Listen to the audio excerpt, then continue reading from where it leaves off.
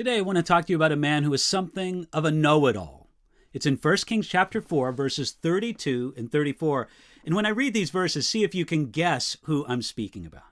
Starting at verse 32. He spoke 3,000 proverbs, and his songs were 1,005. He spoke also of trees, from the cedar tree of Lebanon even to the hyssop that springs out of the wall. He spoke also of animals, of birds, of creeping things, and of fish. And men of all nations from all the kings of the earth who had heard his wisdom came to hear the wisdom of Solomon.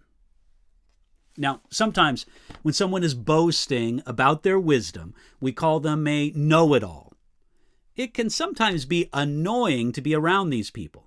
But every so often we meet someone who deserves the title. Solomon deserved the title know-it-all. In 1 Kings chapter 3, God answered Solomon's prayer for wisdom to lead the people, and God indeed blessed him with great wisdom. In chapter 4, Solomon used that wisdom to organize his government, to lead the people, and to exercise justice. Solomon's wisdom makes up a portion of the book of Proverbs. He was also a singer and a songwriter, composing many songs, but few compared to David, who was the sweet psalmist of Israel.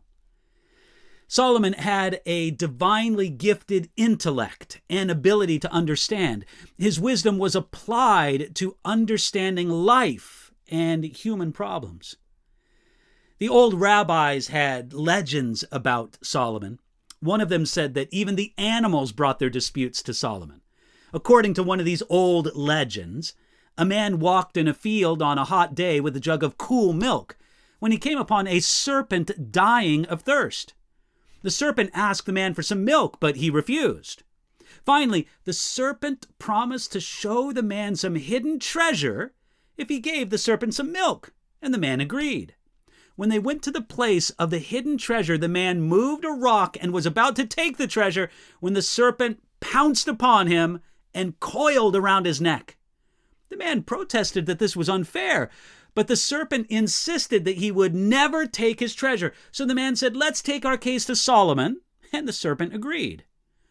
When they went to Solomon, by the way, this is just a legend. It's not from the Bible. It's just a legend. The legend says that when they went to Solomon, the serpent was still coiled around the man's neck. Solomon asked the serpent what he wanted.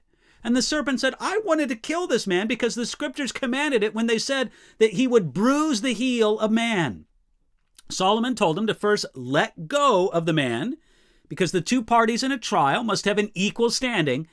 And when the serpent went to the floor, Solomon asked him again what he wanted, and the serpent again said that he wanted to kill a man based on the verse, "You shall bruise the heel of the man." Then Solomon turned to the man and said, "To you, God's command was to crush the head of the serpent. Do it!" And the man crushed the serpent's head. Now, again, I want to tell you, that never happened. But it is a pretty fun story. Yet, Solomon's wisdom was real, and it was a gift from God. Do you need wisdom in your life? I'm not saying God's going to give you wisdom to deal with the problems that the animals have, but God can give you the life wisdom you need to walk rightly before Him today. So today, ask God for His wisdom in your life.